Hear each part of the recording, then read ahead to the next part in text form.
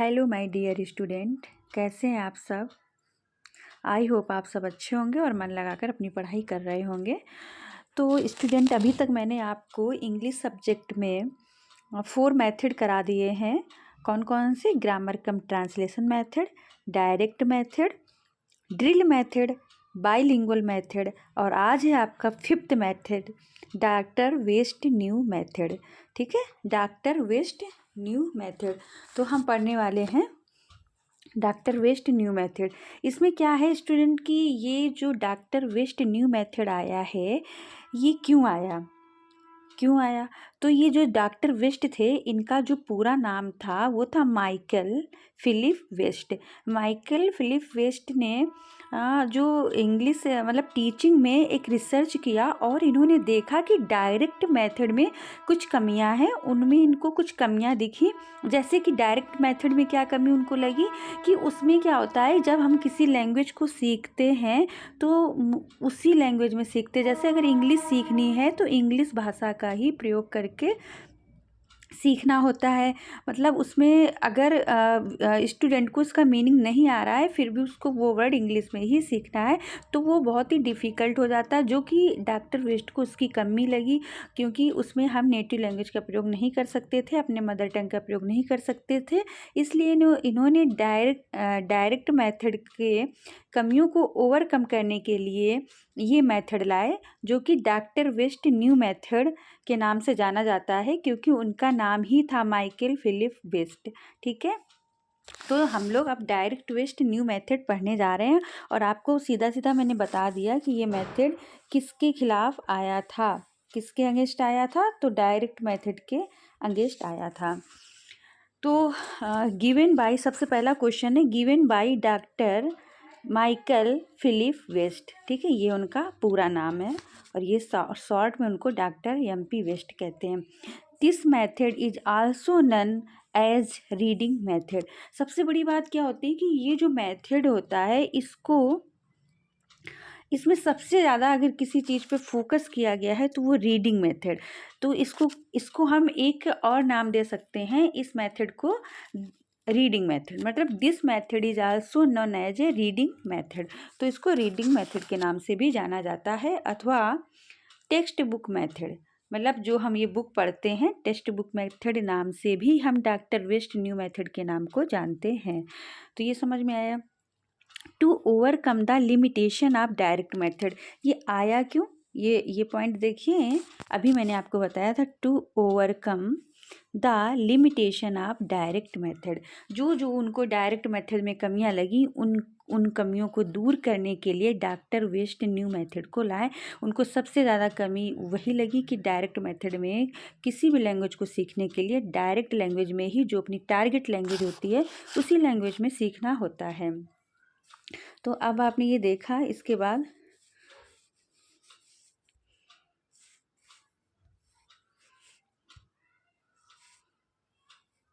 ठीक है, तो इसके बाद आपने देखा कि इसमें क्या होता है, हमें टू ओवरकम आपको बता दिया। फिर डॉक्टर वेस्ट ने कहा है the bilingual child does not so much need to speak his second language rather than to read it. उन्होंने कहा है कि इसमें जो बच्चा होता है उसको अपनी सेकेंड लैंग्वेज को बोलने का बहुत ज़्यादा प्रयोग नहीं करता है, रेदर टू रीड इट, पढ़ने की अपेक्षा।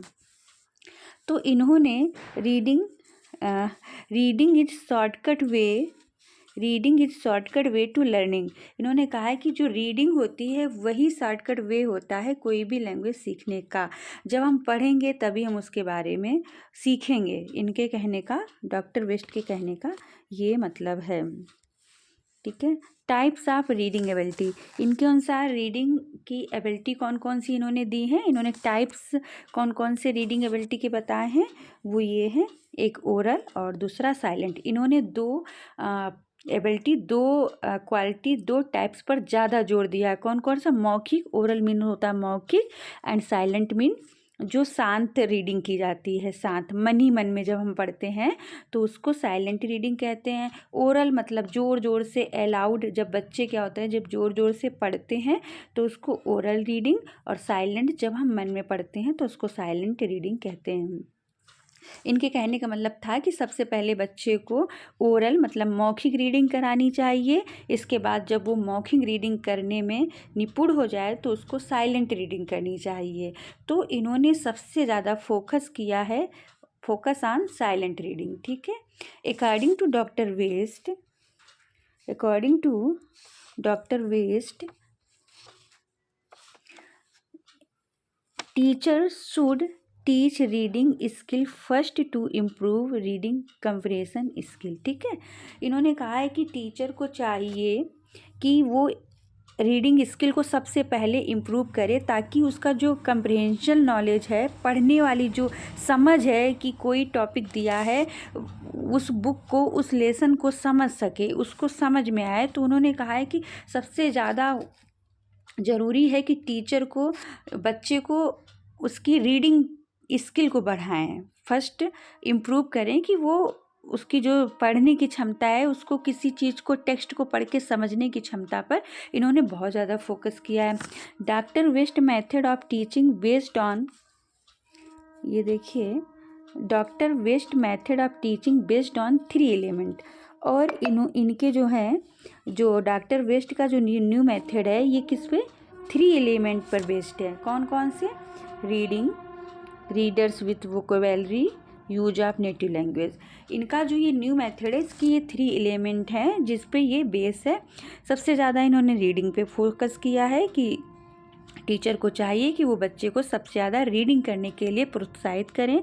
दूसरा, जो भी रीडर्स है, जो भी बच्चा है, जो भी स्टूडेंट है, जो भी रीड कर रहा है, उसको वोकैब का पूरा नॉलेज हो, उसको वोकेबलरी का ज्ञान हो, तभी वो समझ पाएगा पैसेज को। इसके बाद इन्होंने कहा यूज ऑफ नेटिव लैंग्वेज, और अपना जैसे कोई भी मीनिंग्स नहीं समझ में आ रहा है तो वो आप उसको, उस डिफ़िकल्ट वर्ड को नेटिव लैंग्वेज से यूज करके समझ सकता है।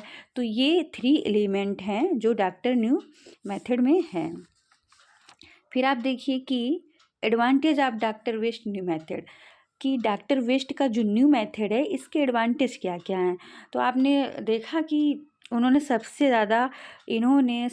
ज़्यादा अगर किसी चीज़ पे फोकस किया है तो साइलेंट रीडिंग, मतलब रीडिंग इज़ अ की point of doctor new method. ठीक है। तो अब इसके एडवांटेज क्या क्या हैं ये देखिए। Time saving and not expensive. Time saving, ये क्या है? ये मेथड टाइम सेविंग है और ज़्यादा खर्चीला भी नहीं है। क्यों? क्योंकि टाइम सेविंग इसलिए है कि जब बच्चा मन ही मन पढ़ता है, उसमें रीडिंग पे ज़्यादा फोकस किया जा रहा है, तो इसमें टाइम वेस्टिंग होता ही नहीं है क्योंकि उसे खुद पढ़ना है। ठीक है। और ना ही ये खर्चीला है। डेवलप रीडिंग हैबिट, इससे क्या होता है कि रीडिंग हैबिट डेवलप हो जाती है कि हमें जैसे पढ़ने में जो बोरिंग होता है वो चला जाता है और इन बच्चे में एक रीडिंग हैबिट डेवलप होती है। थर्ड क्या है? Reading helps to make the writing easy. जब हम रीडिंग करेंगे तो हमारे क्या होता है, दिमाग में थॉट्स होते हैं, आइडियाज़ होते हैं, जिनको हम राइटिंग के थ्रू एक्सप्रेस कर पाते हैं कॉपी में।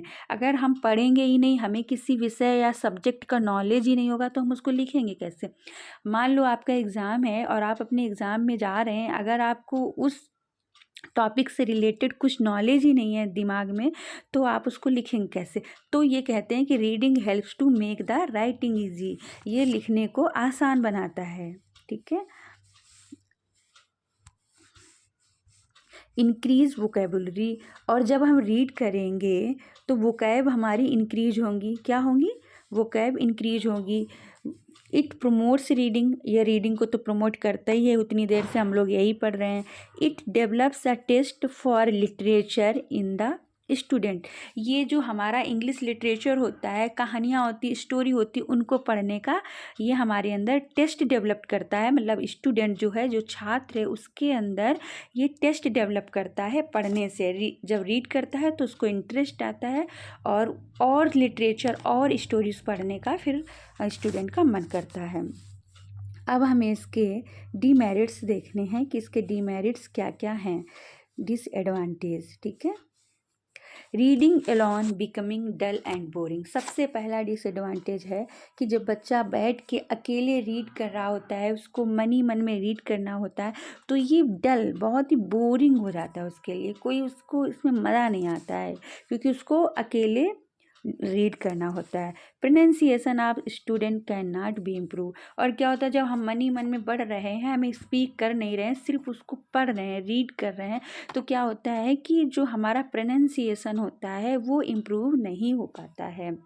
Hard to understand and boring, समझने में भी डिफ़िकल्ट होता है मन ही मन, और बोरिंग भी लगता है। Ignore speaking, writing and listening, जो हमारी 3 स्किल्स होते हैं, reading, speaking, writing and listening, इन्होंने क्या किया है कि रीडिंग पे पूरा फोकस किया है, और 3 skills speaking, writing and listening को इन्होंने पूरे तरीके से इग्नोर किया है। तो ये इसके डिसएडवांटेज हैं। अब हम कुछ क्वेश्चन देख लेते हैं कि इससे क्वेश्चन कैसे पूछे जाएंगे। देखिए,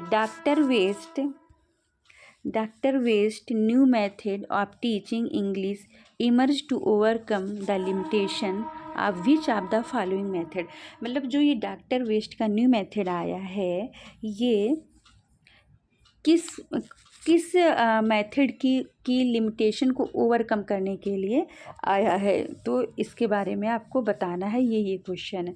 question, grammar cum translation method, substitution method, direct method, situational method, तो इनमें से कौन सा होगा ये आप हमें बताएं। तो अभी मैंने आपको बताया था डायरेक्ट मेथड की ओवरकम द लिमिटेशन के लिए आया है, उसकी कमियों को दूर करने के लिए डॉक्टर न्यू मेथड आया है, डॉक्टर वेस्ट न्यू मेथड आया है। तो अब नेक्स्ट देखते हैं, doctor West new method of teaching focus on which skills. तो ये आपको तो पता ही है कि डॉक्टर वेस्ट न्यू मेथड की जो टीचिंग है वो किस स्किल पर सबसे ज़्यादा फोकस करती है, तो लिसनिंग पे, स्पीकिंग पे, रीडिंग पे, राइटिंग पे, तो वो सबसे ज़्यादा फोकस करते हैं रीडिंग पे। ठीक है, तो ये था हमारा डॉक्टर वेस्ट न्यू मेथड, और ये 5th मेथड था। आई थिंक आपको मेरा वीडियो बहुत अच्छा लगा होगा, और अगर आपको मेरा वीडियो अच्छा लगा हो तो please like and subscribe. Thank you for watching my video.